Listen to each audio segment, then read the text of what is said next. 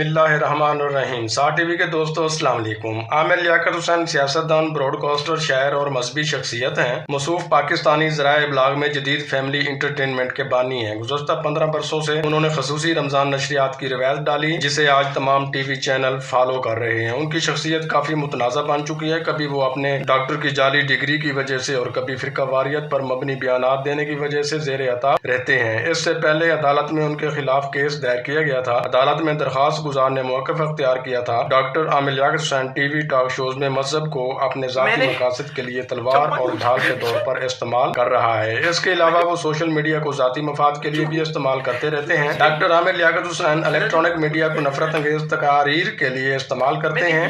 Doctor Aamir Liaquat حسین مذہبی scholar نہ ہونے کے باوجود فتوے بھی جاری کرتے ہیں، جو کہ کسی طور پر بھی قابل قبول نہیں ہے۔ خطا کسی سے بھی ہو سکتی ہے، لیکن کچھ خطائیں ایسی ہوتی ہیں جو شاید انسان کو اندر سے توڑ دیتی ہیں۔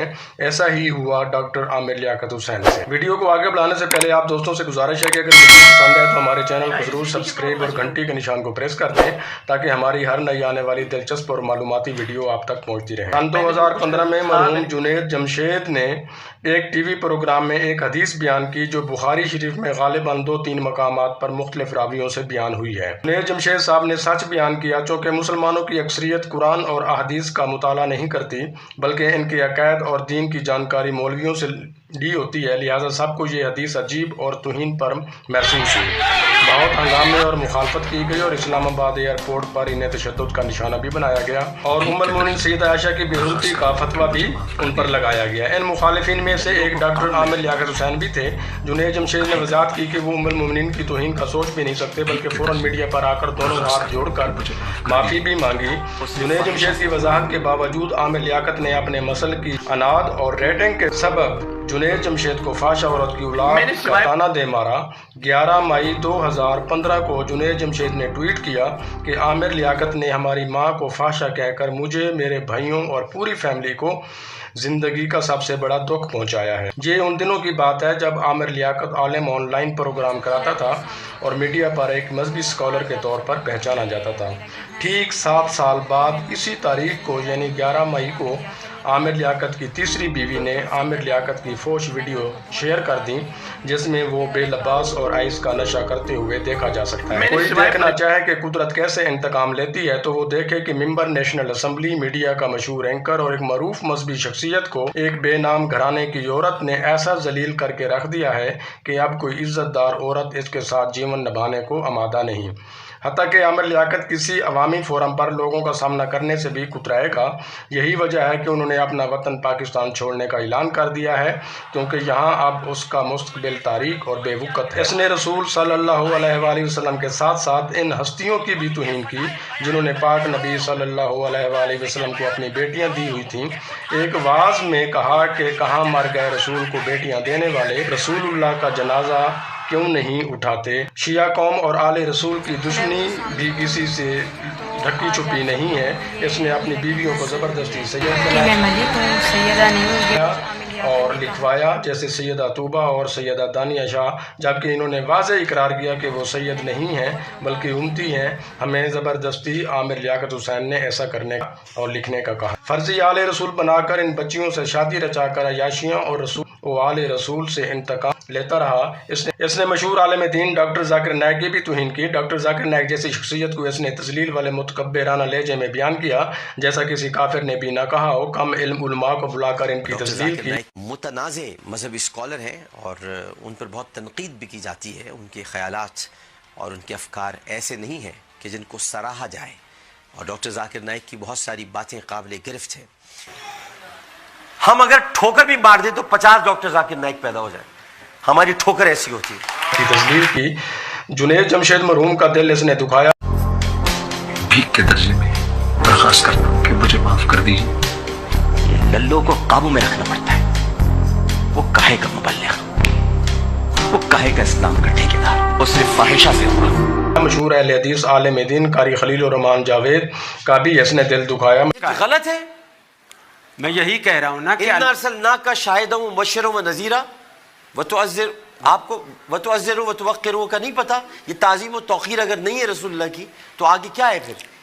उनकी मादरी जुबान कुछ इस तरह की है कि उनको सही से आप उर्दू इसकी नहीं आती। तौजी बना रहे हैं, मेरे लिए भी तो निकाल लेना फिर तौजी। मैंने मेरे लिए पहला भी कह- लफ्ज यही तो मेरे लिए भी कह देते कि आपकी बात मुझे, आपकी भी तौजी कुछ हो सकती है, मेरे लिए तो आपने कह दिया कि आपने गलत कहा है। मैंने पहला लफ्ज यही कहा, डॉक्टर जाकिर नाइक के क्या कहा, मैं उसका यहाँ वकील नहीं हूँ। नहीं, आपने ये और कहा कि मैं आपने उस पे- डॉक्टर जाकिर नाइक के फिर बारे में जो आपने कहा जो मुझे अच्छा नहीं लगा। मुझसे सवाल किया, मैं उसका आपने- जवाब, मुझे करने देना बात। आज मेरा दिल दुखाया इन्होंने, मेरी दिल आजारी की है। कह दिया जाकिर नाइक को आपको तकलीफ है। मैंने सिर्फ रसूल अल्लाह को मुर्दा कहने पर अगर मैंने जाकिर नाइक को कुछ बुरा कह दिया तो कुछ बुरा नहीं कहा मैंने। मसले पर बात की। और अहमद रजा काजी साहब, आप इसकी मेजबानी करें। जहां रसूल को मुर्दा कहा जाएगा और ये कहा जाएगा उसकी कि मैं नहीं कर सकता मेजबानी। माफ कीजिएगा, पाया मशहूर ड्रामा राइटर खलीलुर रहमान कमर के बारे में लाइव प्रोग्राम में बहुत घटिया और नाजायबा इस्तेमाल की। इसने इस गैरतमंद शरीफ इंसान का भी दिल दुखाया। बेहुदा और अक्ल से मावरा इनके आर्गूमेंट्स हैं। पहली बात तो ये कि ये कल तक मैं समझ रहा था कि ये एक बदतमीज़ किस्म के इंसान है, लेकिन अब मुझे महसूस हो रहा है कि इन्हें ट्रीटमेंट की ज़रूरत है। He needs a medical treatment. इनको किसी दिमागी डॉक्टर को दिखाने की ज़रूरत है। और इनकी जहनी कैफियत इस हद तक पहुंच चुकी है कि ये खुद परस्ती के एक शराब में मुब्तला है, शख्सियत परस्ती के अंदर दाखिल हो चुके हैं।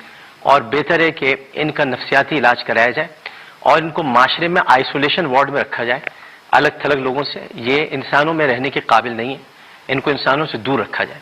हाल ही में इमरान खान का भी इसने दिल दुखाया है। शायद इसको इसी की सजा मिल रही है। जब सब कुछ हाथ से निकल जाए तो ये मजहब का इस्तेमाल करता है। साहब, आपको ये बताना चाहता हूं कि हम में से कोई भी गद्दार नहीं, गद्दार नहीं है हम लोग, गद्दार नहीं है। और आपने मुझे गद्दार करार दे दिया। अब दूंगा। कल तक तुम्हारे साथ था गद्दार, अब उनके साथ होंगे जो गद्दार नहीं है।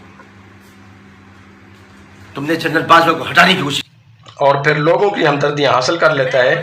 इसकी ज़िंदगी में ज़बानी कलामी इस्लाम बहुत है, लेकिन अमलन दीन फरोश और बेअमल इंसान है। इस इंसान ने लोगों की महबूब शख्सियात के मजाक भी उड़ाए, फिक्रे कसे, इनके तमाशे लगाए, शरीफुल नफ्स लोगों को प्रेशराइज करके जलील किया। मजहब को हमेशा अपने दिफा और फ़ायदे के लिए हस्ब ज़रूरत इस्तेमाल किया। आज इसे रुसवा देख कर इबरत हो रही है। तकब्बुर और गुरूर एक जुल्म है जो इंसान दूसरों पर भी करता है और ख़ुद पर भी करता है, लेकिन भुगतता आखिरकार खुद ही है। आमिर लियाकत हुसैन ने हमेशा लोगों को दीन की बातें बताई और इन्हें अपनी पुरकशिश अदाओं से भी महसूस करने की कोशिश की, मगर इंसान शायद जितना बुलंदियों को छूता है, अगर एहतियात न बरती जाए तो ज़मीन पर गिरने में भी कुछ देर नहीं लगती। इसने जाने अनजाने में शायद बहुत सी गलतियां की, जिसकी वजह से इनकी चमकती हुई रोशन ज़िंदगी में यकदम अंधेरों ने कब्जा जमा लिया। ख़ुसूसन नौजवानों ने इनसे दीन की बातें सीखी। अब इससे बढ़कर नौजवान इनकी ज़िंदगी के इस दर्दनाक पहलू से भी ज़रूर सबक हासिल करेंगे। इस्लाम में हर चीज़ में एतदाल का दर्स दिया गया है। हम अगर एतदाल के साथ ज़िंदगी गुजारेंगे तो ज़िंदगी में बहुत सी आसानियाँ पैदा हो सकती हैं। रूज को ज़वाल की मिसाल अगर देखनी है तो दुनिया आमिर लियाकत हुसैन को देखे।